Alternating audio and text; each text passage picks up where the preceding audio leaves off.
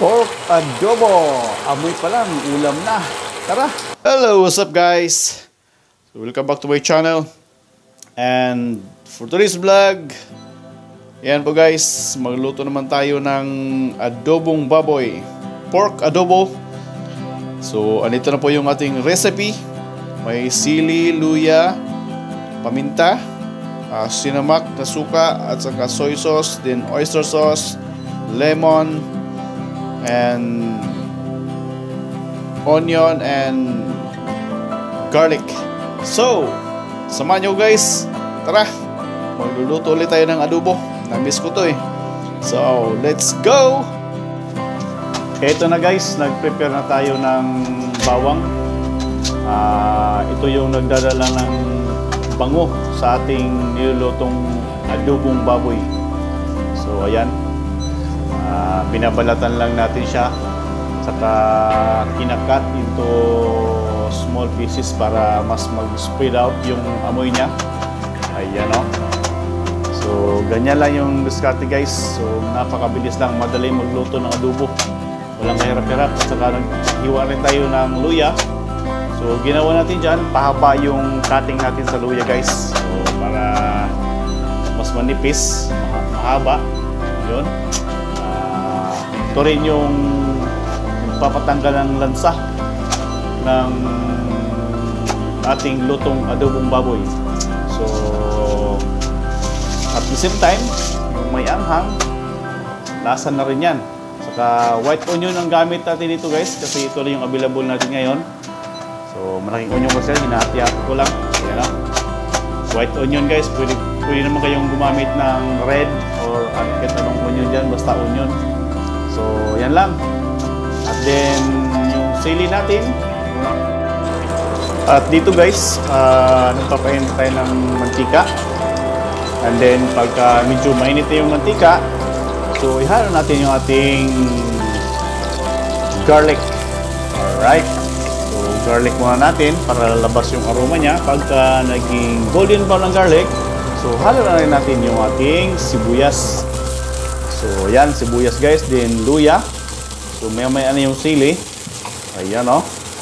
So, pagka lumabas na po yung mga aroma ng ating mga ricado, so, halo na rin natin yung ating karne.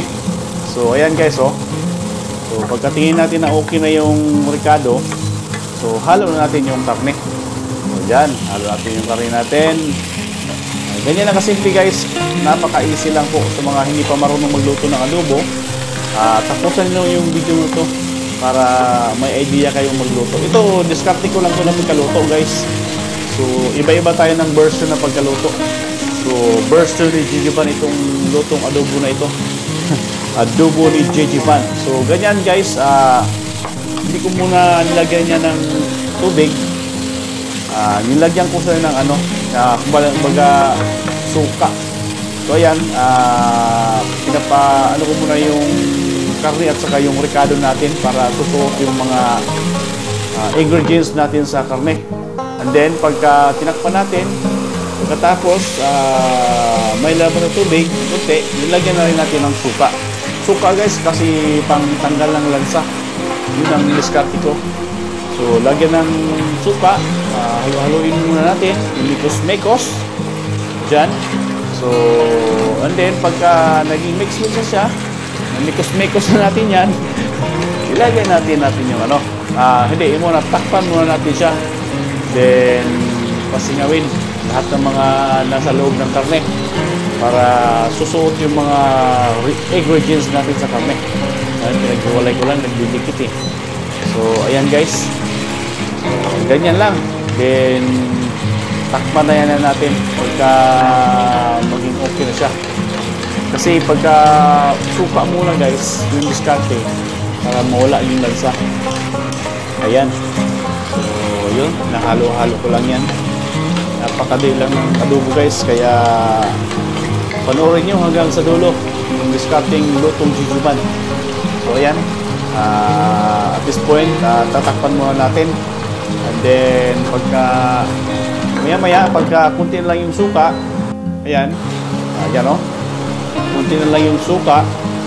Okay, so luto-luto na rin kunti yung karne. So, suka muna ang pinagpaluto sa kanya guys. Wala ka talang maamoy ng mga lansa ng baboy pagka ganyan ang diskarte mo guys. Suka muna. And then pagka naging okay na, lagyan mo na rin ng toyo. At saka paminta. Dagdag mo na rin yan para kumpleto ricado na. At lagyan mo rin ng oyster sauce.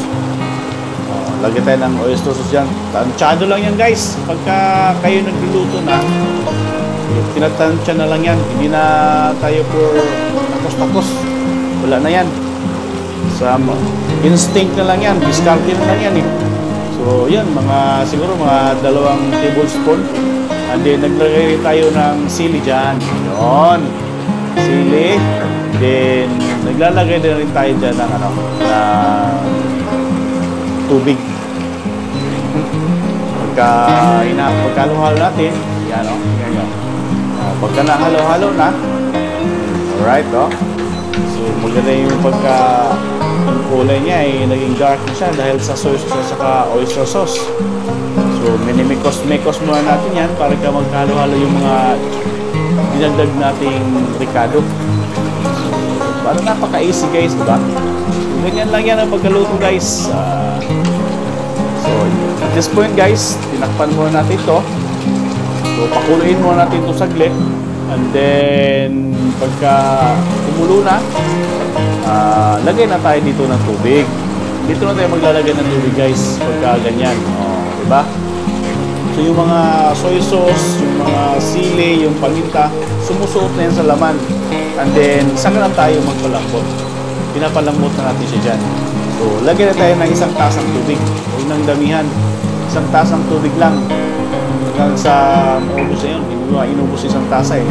Ayan o. So, ganyan lang karaming tubig guys. Para sakto yung huwag na lampas na yung tubig sa kanya. Kasi matagal matuyo yung tubig.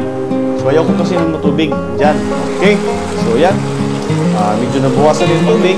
Medyo i-mix-mix muna natin. Mikos-mikos lang tayo dito. Ganyan lang guys. Napaka-easy. 40 minutes, luto na yan. Adobo na yan. Napakadali. So, siguro, depende din sa baboy. Kasi pagka native na baboy, medyo matigas-tigas yung laman. Nasa 50 minutes to 1 hour siguro ang luto. Dyan, nagdadagdag na rin ako ng asukal. Ayan o. Asukal na tayo dyan guys. Kasi kunti na lang yung tubig. Para susuot naman yung tamis doon sa natin. Doon naman sa karne. Susuot na yung tamis. So dito, naglagay rin ako ng kalamansi. Lemon. Ayan o. Walang tornado yan guys ha. Lemon. So, huwag tayong maging seryoso masyado. Bibigyan natin ng kulay masyado yung natin. Ganyan, no? Lemon. Alright? And then, may nahulog na isang buto dyan. Kunin natin yan. Kasi mapait yan pag nakain mo yan. Ang pait. Parang kasing pait ng love life mo. Sino mapait ang love life? Char. So, yan guys. Kunin natin yung lemon dyan na isang buto. Kahit isang buto lang yan. Virus yan dyan. Mapait yan pag nakain natin. So, kunin natin yan. And then, mekos-mekos ulit. Mekos-mekos natin yan. Kasi pag nakain natin yung buto guys, kasing pait ang love life mo yan. Alright? So, ganyan lang. Okay. Discarding JG pa, no? So, colorful na yung adobo natin guys. Kasi dahil sa, ricado nating toyo at saka oyster sauce. May sili na rin, may pula-pula na rin. Hindi ako nakabili ng mas maganda dyan pag may pineapple guys. Gusto ko yun. Kaso hindi tayo nakabili ng pineapple. Walang stock sa dinaan natin tindahan kanina. So tinakpan na natin yan. Ayan. So yan. Diba? O mikos-mikos ulit. So malapit na itong maluto guys. Kunti na lang yung tubig. Tingnan nyo guys. Kunti na lang yung tubig. So maluto na. Paluto na siya. Pag lumabas na yung mantika niyan, perfect na yan guys. Ayun kasi minsan may adobo kasi may adobong dry, may adobong mamasa-masa, may ganyan pwede na sana yan kung sa ibang diskarte pa yan. Sa ibang adobo pa yan. Iba gusto nang may sabaw. So akin, ayaw ko nang may sabaw. So dry ang gusto ko. Ayun, kasi masabaw pa tayo eh. Kaya dry lang muna. Dry yung gusto ko eh, medyo mantika na. So, ayan, didikit na yung mga ricado doon sa karne. Ayun, yung gusto ko. Alright. Diba? Simple lang ang ricado guys. So, yan, takpan natin ng kunti. Patanggalin muna natin. Pero mahina na yung apoy dyan guys. Mahina na. Ayan o, hinaan ko ng apoy. Para hindi sa masunog. Kasi may asukal eh. Ayan o, tingnan nyo guys. Alright. O, diba? Ganyan lang. Napaka-easy guys ng pagluluto ng adobo. Very easy. Basic na basic. So, ang kumakain ng baboy. So, pwede na yan. Mga karning baboy. Huwag yung buong baboy ha. Karning baboy. Alright. Oh. So, ganyan lang. Napakadali. Pati ako, naglalaway na. So, yun oh. Tingnan nyo. So, very easy na lang. Pinahalo-halo natin dito guys kasi para hindi magdikit siya. Continuous yung halo natin dito para hindi siya magdidikit. Hinaan lang yung apoy. Ayan o. Saglit na lang yan. 5 minutes. Luto na. Ayan o. Tingnan nyo. O, diba? Mahina lang yung apoy. Alright. O, wala nang tubig. So, yan. That's the time na wala na talaga. For finished product na siya. O, nagmamantika na siya. Yun ang gusto ko sa adobo guys. So, ayan o. Hinaan ko na talaga yung apoy niya. Kasi pangit pagka nasunog. Nasunog kasi yung asukal. Ang pangit. So, yan. Yan na po yung recipe ni Gigi Van guys. Adobo. Sana may nakuha kayong diskarte na pagluluto. May idea kayo nakukuha. So, ganyan lang. Very easy lang guys. Thank you so much sa mga nag-support always. Sa mga teams. Ayan. Tingnan nyo. Alright oh. Tingnan nyo. See? Napaka-easy lang. Matikan lang yan oh. Matikan lang yung ano dyan. Kumukulo. So, yan guys. Thank you so much everyone. So, kakain lang naman ako dito. So, dahan-dahan lang kasi border gito tayo. So, thank you so much. Ayan. Sarap. Wow. Ayan. Halo na. Yeah, boy. Ayan oh. Adobo ni JJ Van.